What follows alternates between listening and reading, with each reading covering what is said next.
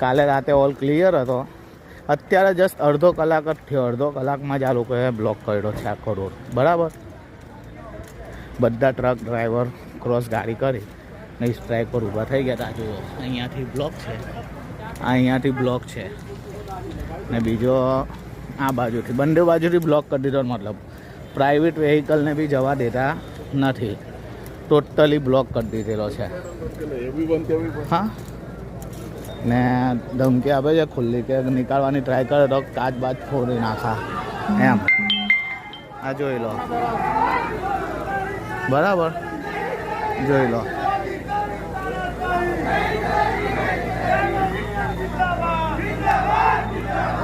હું જાતે લાવ્યો છું ભાઈ, નજીર પટેલ.